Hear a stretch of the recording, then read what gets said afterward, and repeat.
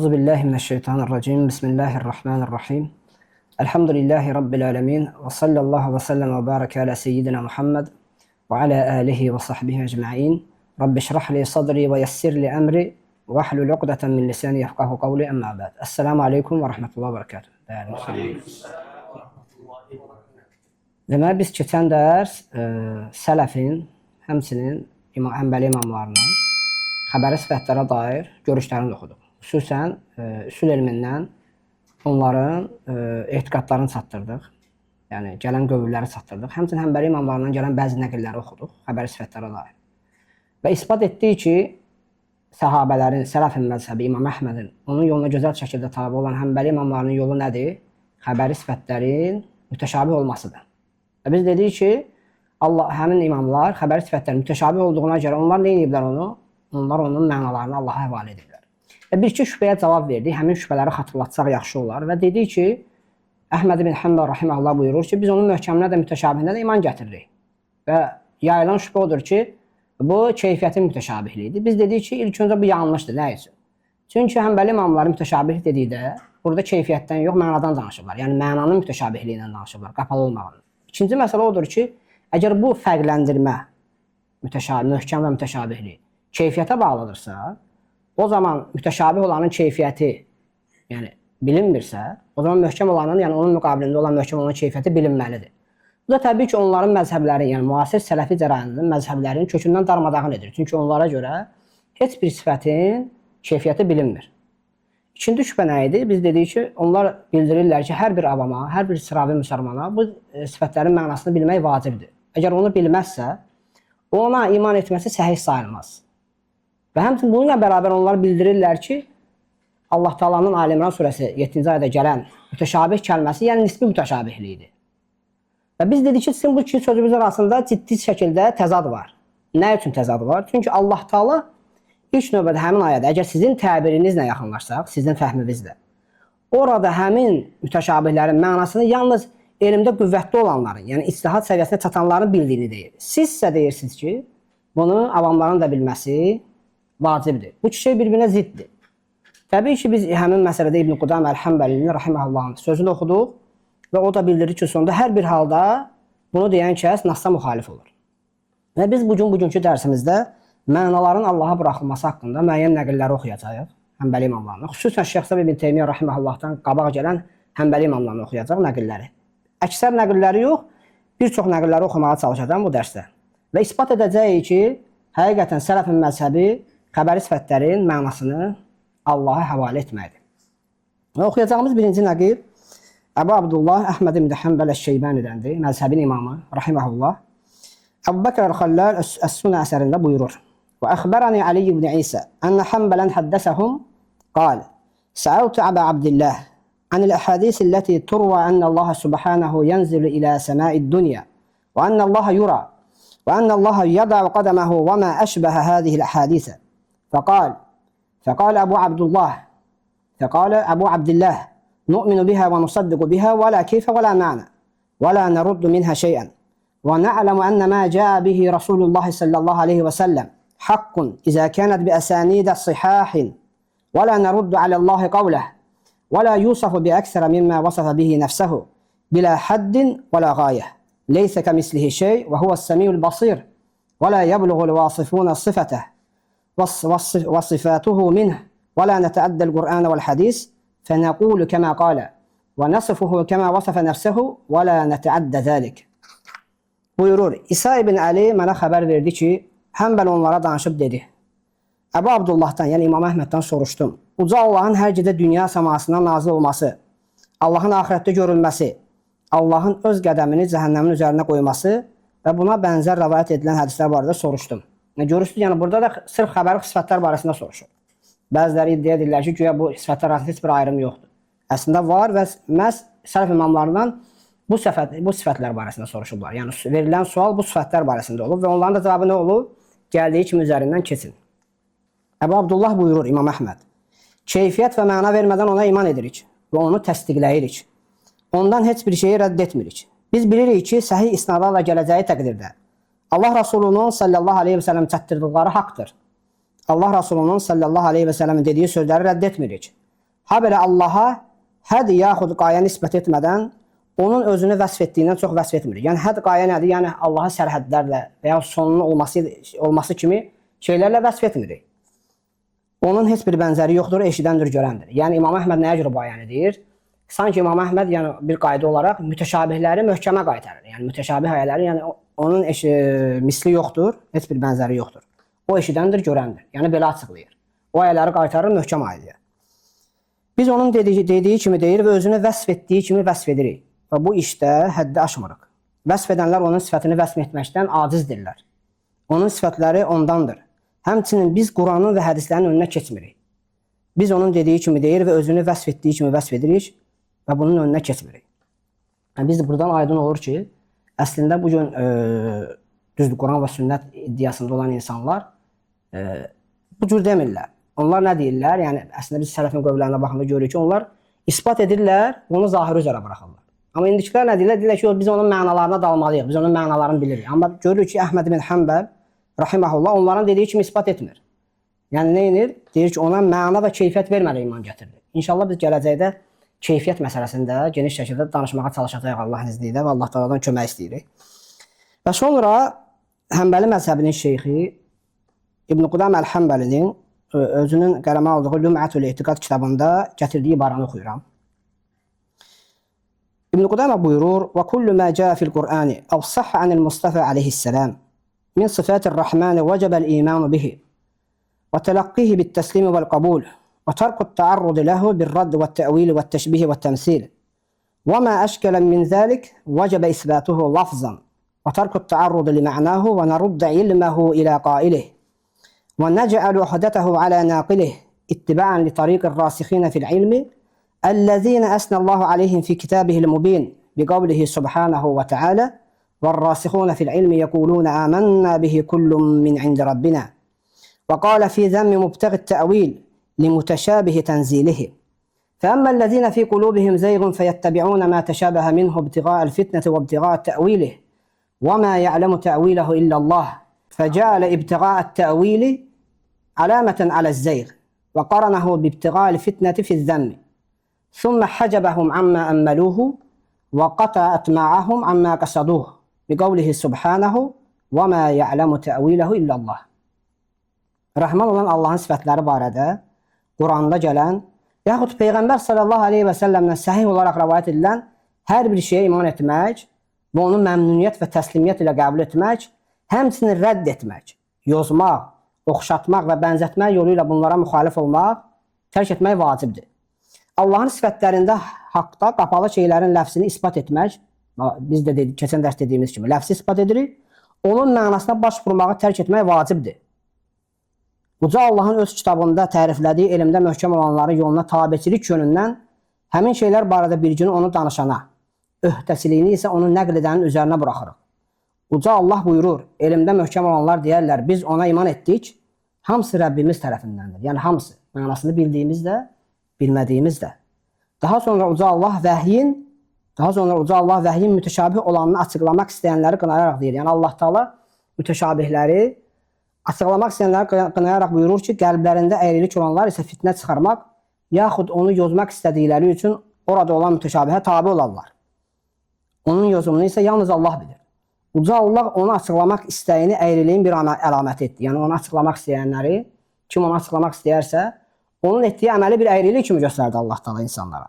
Və onu məzəmmət etdi. Daha sonra Uca Allah bu sözləri ilə onların arzularına sədd çəkdi və qəsd etdikləri istəklərini ürəklərində qoydu. Onun yozumunu yalnız Allah bilir. Daha sonra İbn Qudam əl-Həmbəli Əhməd ibn Həmbəlin öz sözünü, yəni gələn bu nəqli dəstəkləmək üçün Əhməd ibn Həmbəlin və İmam Şafinin sözünü gətirir. Sələfin iki böyük imamının. Qalil İmam Əbu Abdillah Əhməd ibn Muhammed ibn Həmbəl fi qavlin nəbiyyi innallaha yenzilu ilə səmaid dunya əv innallaha yura fil qiyamah və mə əşbəhə həzihil əhadisə nu'minu biha və nusaddiqu biha bila keyfin və la ma'na və la naruddu şeyən minha və na'lamu ənə mə cəə bihi rəsulü haqqun və la naruddu alə rasulillahi sallallahu aleyhi və səlləm və la nasifullaha biəksərə mimmə vəsəfə bihi nəfsəhu bilə həddin və la gayə leysə kəmislihi şeyun və huvəs-səmiyul basir ونقول كما قال ونصفه بما وصف به نفسه لا نتعدى ذلك ولا يبلغه وصف الواصفين نؤمن بالقرآن كله محكمه ومتشابهه ولا نزيل عنه صفة من صفاته لشناعة شنعت ولا نتعدى القرآن والحديث ولا نعلم كيف كنه ذلك إلا بتصديق الرسول وتثبيت القرآن. Uca Allah dünya səmasına nazil olur. Yaxud uca Allah qiyamət günü görüləcək. Və buna bənzər hədislər ona keyfiyyət və məna vermədən iman edirik. Ona yəni keyfiyyət və məna vermədən iman edirik. Onu təsdiqləyirik. Ondan heç bir şeyi rədd etmirik. Biz bilirik ki, Allah Rasulunun sallallahu aleyhi və səlləmin gətirdiyi haqdır. Gətirdiyi şeyi rədd etmirik. Və Allahı ona hədd və qayə nisbət etmədən özünü vəsf etdiyi kimi vəsf edirik. Və deyirik ki, onun heç bir bənzəri yoxdur. O eşidəndir, görəndir. Biz onun dediyi kimi deyir və özünü vəsf etdiyi kimi vəsf edirik. Və bu işdə həddi aşmırıq. Vəsf edənlərin vəsfi onu vəsf etməkdən acizdir.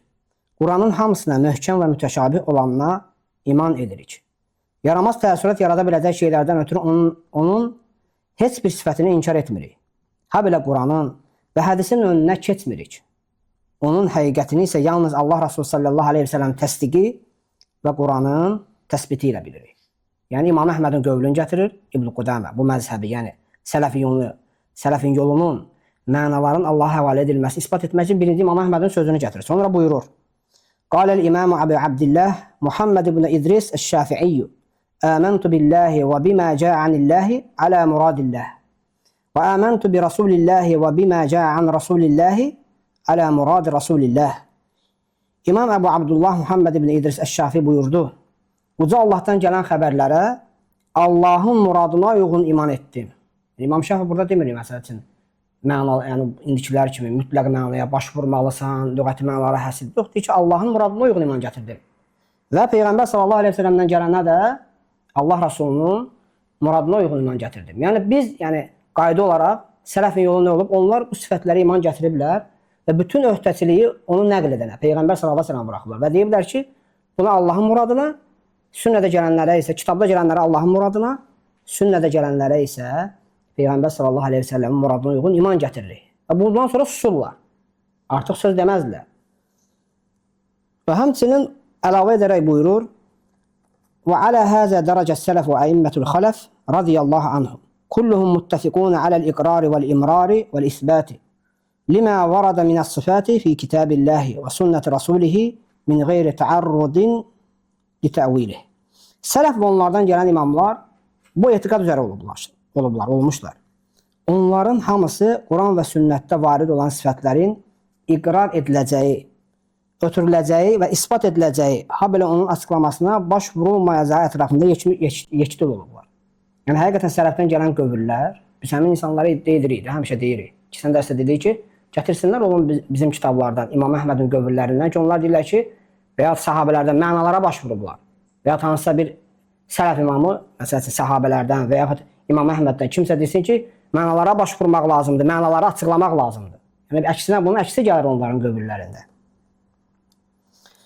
Və sonra oxuyacağımız nəqir məzhəbin rükunu sayılan imamlarımızdan Qadi Əbu Yələnin İbtəlü Təvilət kitabındadır. Əbu Bakr Əl-Əsrəm belə dediyini nəql edir. Yəni, Əbu Abdullaha İmam Əhmədə dedim. Həddəsə muhaddəsun və ənə indəhu bi hədis. Yədər Rabbu Əzzə və Cəllə qədəməh. Və indəhu hulam.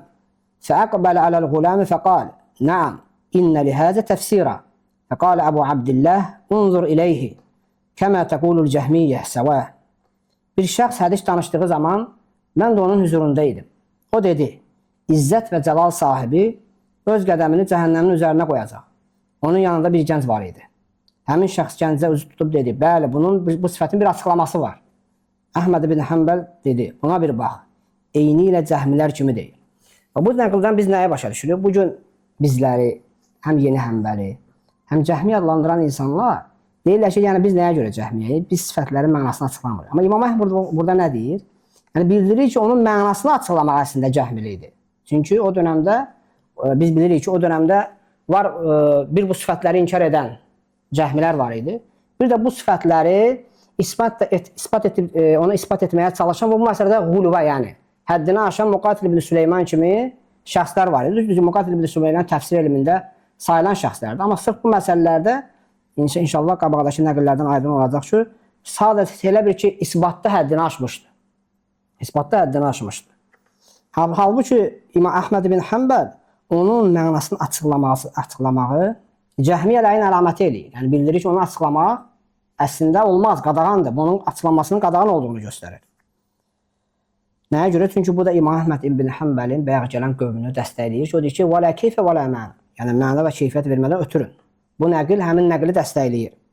Həmçinin bizim imamlardan və məzhəbin möhtəməd kitablarından olan Nihayətul Mübtədiin əsərinin müəllifi İbn Həmdən buyurur.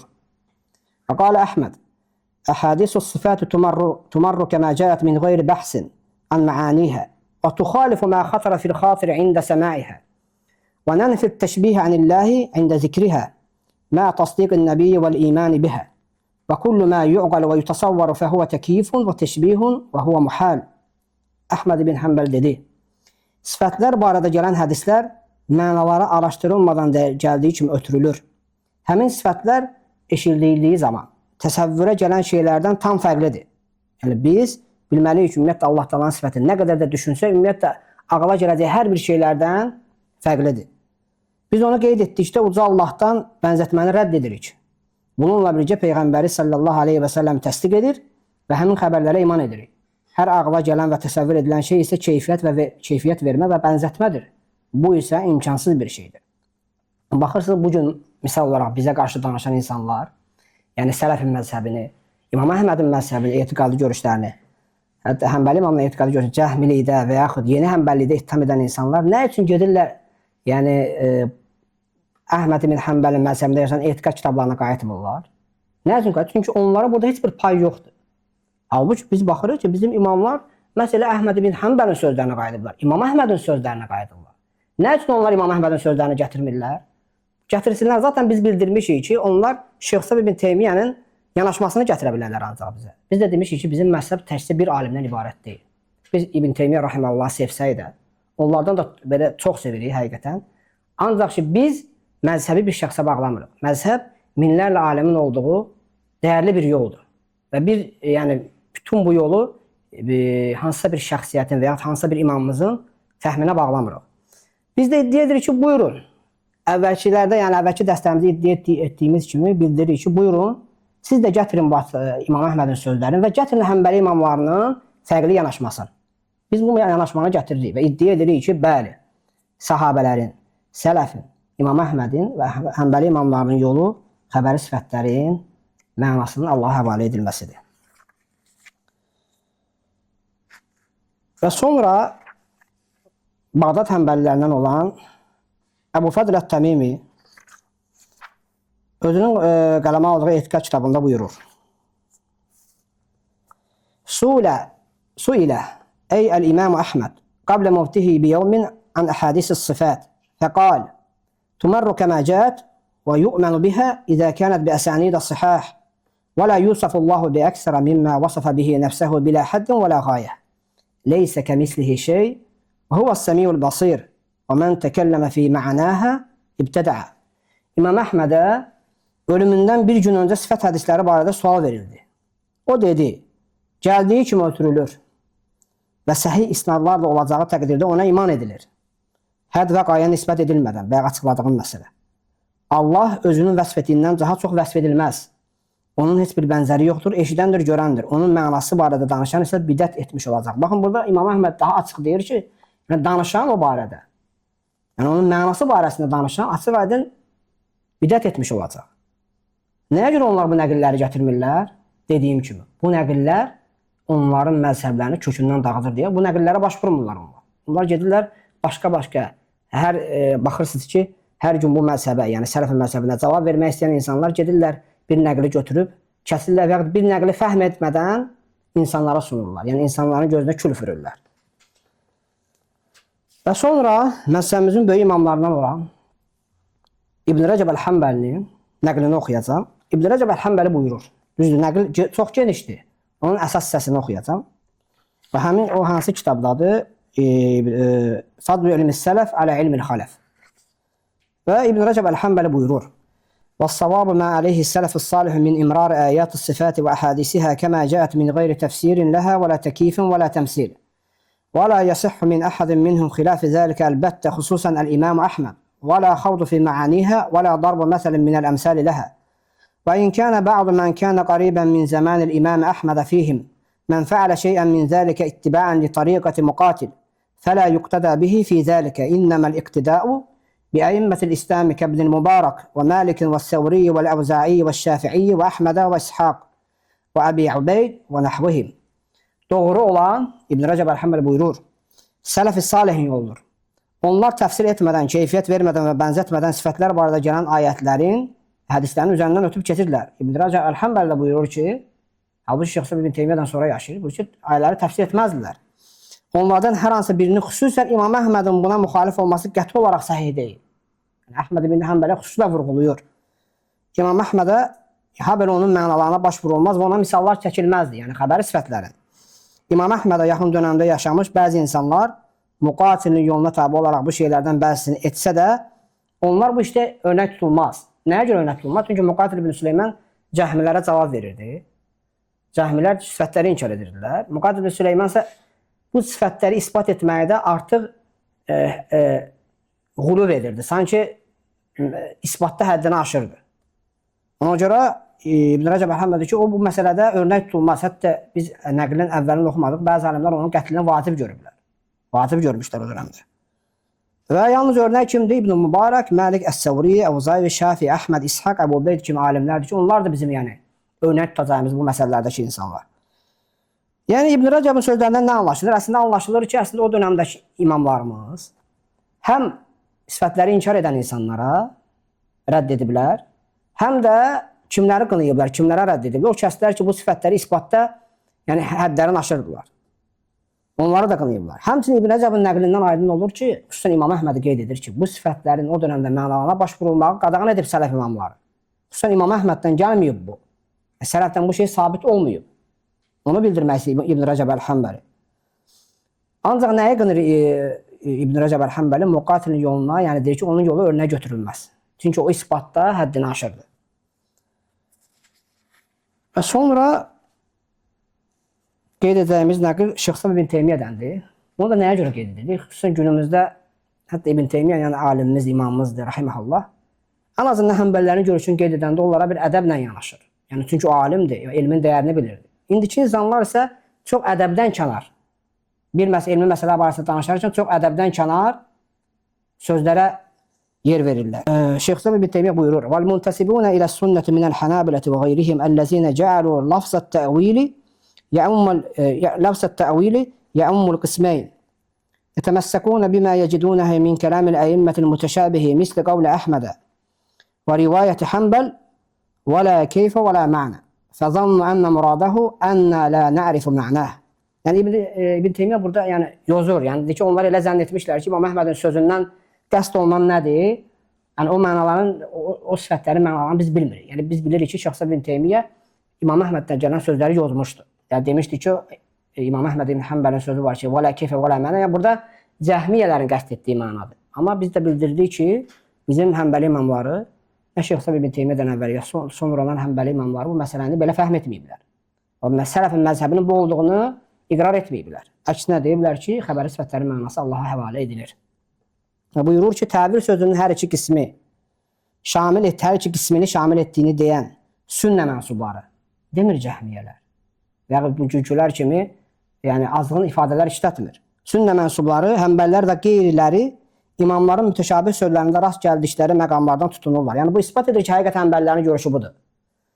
Həmbəlin rəvayətində İmam Əhmədin keyfiyyət və məna vermir sözləri buna misaldır. Onlar güman etmişlər ki, İmam Əhmədin burada biz onun mənasını bilmirik sözünü, yəni mənasını bilmirik, sözünü qəsd etmək. Yəni İmam Əhmədin sözü nəyə qəsd edir deyir ki, onlar başa düşüblər ki, yəni biz mənasını bilmirik. Həqiqətən də Həmbəli imamları İmam Əhmədin sözünü belə başa düşüblər. Yəni bu nəqil keçən dərsdə də dedim ki, Həmbəli imamların həqiqətən bu görüş üzərə olduğunu isbat edir. İndiki cahillərin dediyi kimi yox. Yəni siz yeni Həmbəlisiz bu görüş olmayıb, sanki biz bunu özümüzə ixtira etmişik.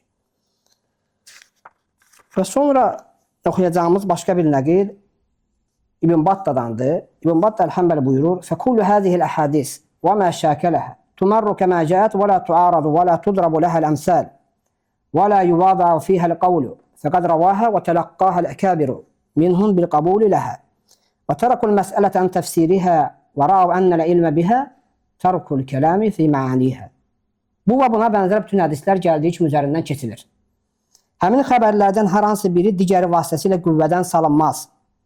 Ona misallar çəkilmir və onun barəsində bir söz ortaya qoyulmur. Alimlər onu rəvayət etmiş və böyük imamlar həmin xəbərləri onlardan məmnuniyyətlə qəbul ediblər. Onlar həmin xəbərlərin açıqlaması barəsində sualı tərk ediblər və bu barədə elmin, onun mənalarına bu barədə elm nədir? Onun mənaları barədə danışmağı tərk etmək olduğunu etiqad ediblər. Eyni ilə özündən əvvəlkilərin dediyi sözüdür. Yəni bu barədə elm nədir? Bizim daşıyacağımız elm. Bu sifətlərə iman gətirib onun barədə danışmağı tərk etməyimizdir. Yəni onu kimə həvalə edirik? Allaha və Rasuluna həvalə edirik bu şeyləri. Və oxuyacağımız sonuncu nəqil yenə Qadi Əbu Ya'lədəndir. Həm məzhəbin rükünü olan Qadi Əbu Ya'lədəndir. Qadi Əbu Ya'lə İbtalu Təəvvülə kitabında buyurur. فصل في الدلالة على أنه لا يجوز الاشتغال بتأويلها وتفسيرها من وجوه أحدها أن آية الكتاب قسمان أحدهما محكم تأويله تنزيله يفهم المراد منه بظاهره وقسم هو متشابه لا يعلم تأويله إلا الله ولا يوقف على معناه بلغة العرب بدليل قوله تعالى وما يعلم تأويله إلا الله. Bunun təvili və təfsiri ilə məşğul olmağın icazəli olmamasına bir neçə yöndən dəlalət edən fəsil. Birinci, Allahın kitabında gələn ayətlər iki qismdir. Birincisi, izahı apaçıq olandır, yəni aydın olandır. Murad edilənin mənası zahiri ilə anlaşılır. Digər qismi isə mütəşabihdir. Onun açıqlamasını isə yalnız Allah bilir. Və onun mənası ərəb dili ilə aydınlaşmır. Yəni bizim imamlara görə Allahdan xəbər sifətlərini lüğətə həml etmirik. Biz onu Allaha və elçisinə həvalə edirik. Və bütün bu nəqillərdən anlaşılır ki, təbii ki, nəqillər çoxdur. Yəni biz yenə müqabilimizdə olan müasir sələfi cərayənin nümayəndələrinə bildiririk ki, siz də çıxın, yəni bizim məzhəbin möhtəməd kitablarından. Yəni əgər biz ümumiyyətlə bilməliyik ki, qardaşlar, biz elm adına danışırıqsa, bir məzhəb adına danışırıqsa, bu məzhəbin üsul kitablarını, yəni etiqad kitabını ortalığa qoyub, yəni möhtəməd kitabını ortalığa qoyub, bunu isbat etməyi bacarmalıyıq. Yox, əgər biz bunu etmiriksə, təbii ki, bizim nə də danışsaq, nə qədər də çox danışsaq, nə nəqildə oxusaq, bunlar hamısı elmdən uzaq olacaq şeylərdir. Və biz bildiririk ki, siz də oxuyun, isbat edin ki, Həmbəli imamları, yəni İmam Əhmədin məzhəbi, Sələfin məzhəbi bu məsələdə xəbəri sifətlərin mənasını Allaha həvalə etmək olmamışdır. Və Allah Taala'dan həm özümüzə, həm də müqabilimizdə olan insanlara müvəffəqiyyət diləyirəm. Allah Taala'dan diləyirəm ki, Allah Taala onlara da, müqabilimizdə olan insanlara da haqqa haqq olaraq göstərsin və onları haqqa müvəffəq etsin. Velhamdülillahi Rabbil ələmin.